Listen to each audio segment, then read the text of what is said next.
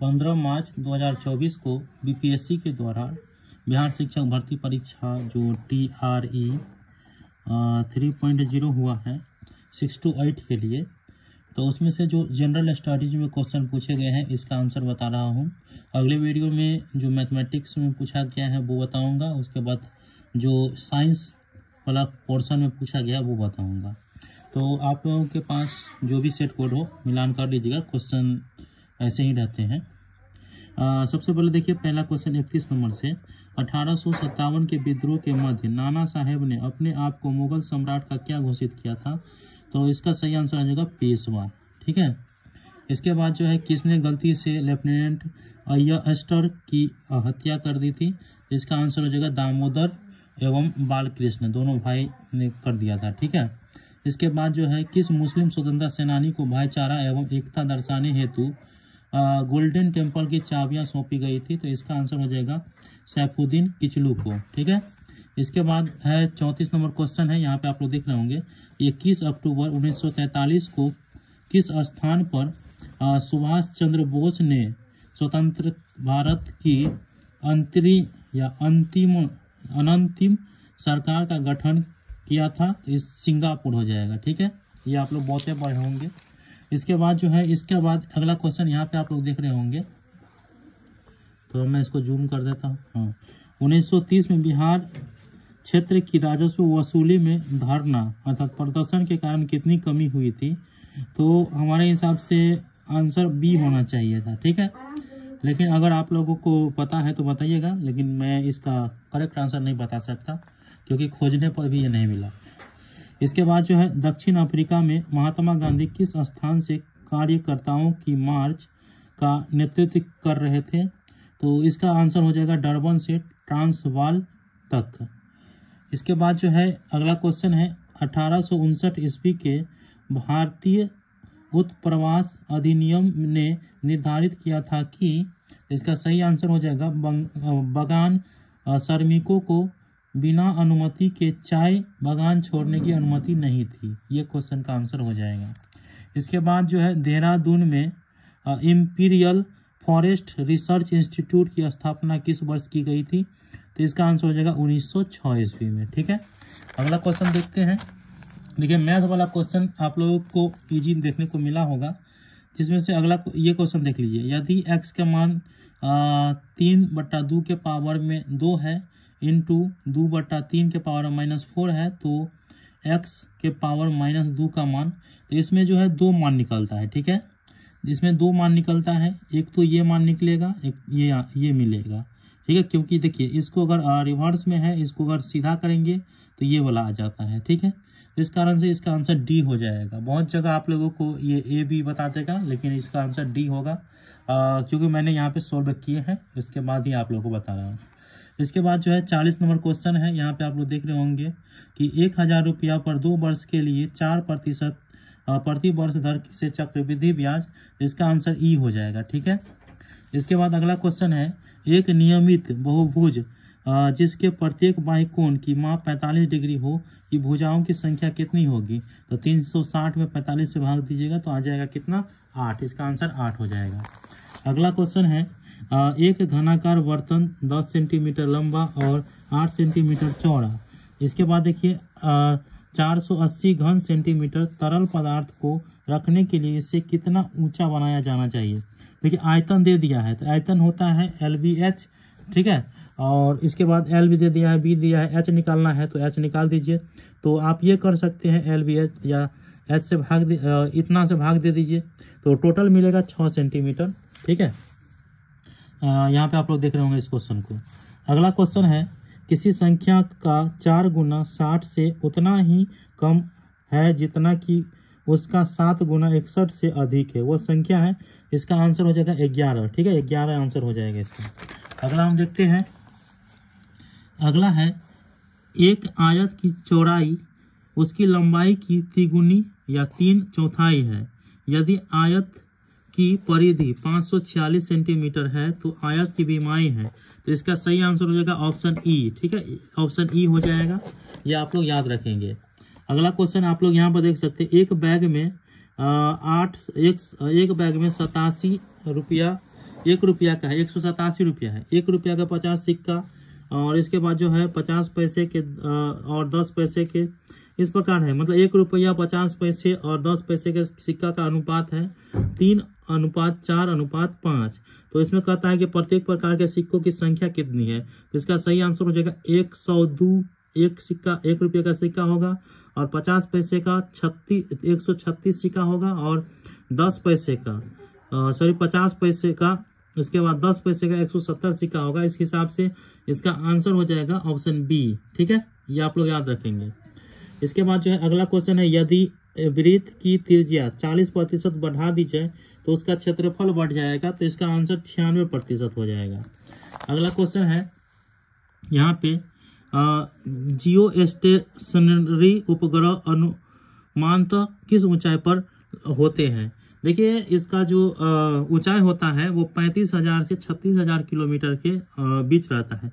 तो अनुमानतः पूछा हुआ है, इसीलिए इसका आंसर 35,000 लेकर के चल सकते हैं। ठीक है, और बीपीएससी के द्वारा जब आंसर की जारी किया जाएगा तो उसमें आप लोगों को पता ही चल जाएगा। वैसे अनुमानतः कह रहा है, इसीलिए 35,000 से 36,000 के बीच में होता है। तो इसका आप लोग 36,000 नहीं है तो 35,000 ले सकते हैं। किसी परिपथ में कौन सा पद विद्युत पावर को प्रदर्शित नहीं करता है। तो हो जाएगा इसका IR²। ये आंसर हो जाएगा ऑप्शन सी। अगला क्वेश्चन आप लोग देख सकते हैं कि साबुन उद्योग का उपजात क्या है। तो इसका हो जाएगा ग्लिसरॉल। ये ऑप्शन बी में है, ये हो जाएगा। अगला है, प्रतिदीप्त ट्यूब से प्रायः किस पदार्थ का उपयोग किया जाता है। तो इसका हो जाएगा मरकरी वाष्प तथा आर्गन का। ठीक है, इसका आंसर ये हो जाएगा। अगला है, रक्त में कौन सा तरल माध्यम होता है। तो प्लाज्मा, जिसे हम प्लाविका कहते हैं। तो ऑप्शन ए इसका सही आंसर हो जाएगा। अगला क्वेश्चन है यहाँ पे, पाचन के बाद प्रोटीन किस में परिवर्तित होती है। तो एमिनो एसिड में होती है। इसका आंसर हो जाएगा सी। इसके बाद जो है यहाँ पे आप लोगों को देखने को मिल जाएगा कि क्लोरीन की रासायनिक अभिक्रिया के कारण जब वातावरण में क्लोरोफ्लोरोकार्बन अर्थात CFC नियुक्त होते हैं तो निम्नलिखित में से क्या विनष्ट होते हैं। तो इसका हो जाएगा यहाँ पे ओजोन मॉलिक्यूल्स। इसके बाद जो है बीटा मॉलिक्यूल्स। तो इसका आंसर हो जाएगा ओजोन और मॉलिक्यूल। इसके बाद अगला है 54 नंबर क्वेश्चन, इकोसिस्टम में बैक्टीरिया किस रूप में क्रियाशील होते हैं। तो ये अपघटक के रूप में क्रियाशील होते हैं। अगला क्वेश्चन अब करेंट अफेयर से था, जो कि बहुत ही हार्ड समझिए, इतना आसान भी नहीं था। हाल ही में ताइवान में निर्वाचित राष्ट्रपति लाई चिंग-ते को उनकी चुनावी जीत पर बधाई देने के बाद किस देश के सरकार ने फिलीपींस के राष्ट्रपति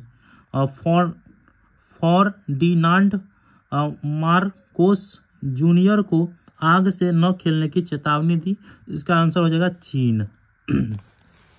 अगला क्वेश्चन है, विश्व आर्थिक मंच के संस्थापक कौन थे जिसकी 54वीं वार्षिक बैठक जनवरी 2024 में दावोस स्विट्जरलैंड में हुई। तो इसका आंसर हो जाएगा क्लॉस और श्राव। इसके बाद अगला क्वेश्चन है, भारत ने निम्नलिखित में से किस देश में फरवरी 2024 में 24 के दूसरे सप्ताह में अपना एकीकृत भुगतान इंटरफेस अर्थात UPI सिस्टम लॉन्च किया। इसका सही आंसर हो जाएगा श्रीलंका। अब बहुत आदमी मॉरिशस भी कहेंगे, लेकिन यहाँ पे श्रीलंका लेकर चलेंगे। बीपीएससी का आंसर किया आएगा तो उसमें स्पष्ट हो जाएगा, क्योंकि करंट अफेयर है।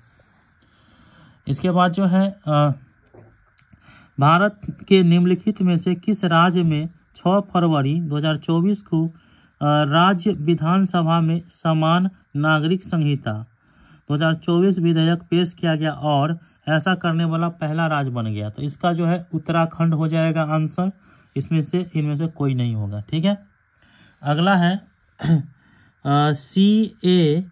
CAR-T सेल थेरेपी, जिसे हाल ही में भारत के दवा नियामक द्वारा अनुमोदित किया गया है, रोगी की प्रतिरक्षा प्रणाली को आनुवांशिक रूप से प्रोग्राम करके किस बीमारी से लड़ने के लिए एक अग्रणी उपचार है। तो इसका आंसर कैंसर हो जाएगा। इसके बाद अगला क्वेश्चन है, उस ब्रिटिश गिटार वादक का नाम बताइए जिसने जाकिर हुसैन की जो और 3 अन्य भारतीय के साथ दिस मोमेंट पर सर्वश्रेष्ठ वैश्विक संगीत एल्बम के लिए 2024 ग्रैमी पुरस्कार जीता। तो इसका सही आंसर हो जाएगा जॉन मैकलॉगलिन। इसके बाद जो है अगला है, बिहार सरकार द्वारा निम्नलिखित में से किसके लाभ के लिए मिशन दक्ष शुरू किया गया। तो ये हो जाएगा शैक्षणिक रूप से कमजोर बच्चों के लिए। अगला है, उड़ीसा में गुप्तेश्वर शिव मंदिर से सटा प्रसिद्ध गुप्तेश्वर वन जिसे हाल ही में चौथा जैव विविधता विरासत घोषित किया गया है, किस जिले में है। तो इसका कोरापुट हो जाएगा आंसर। अगला है, बोल्टोरा हिमनद अवस्थित है। तो ये हो जाएगा काराकोरम जम्मू कश्मीर का।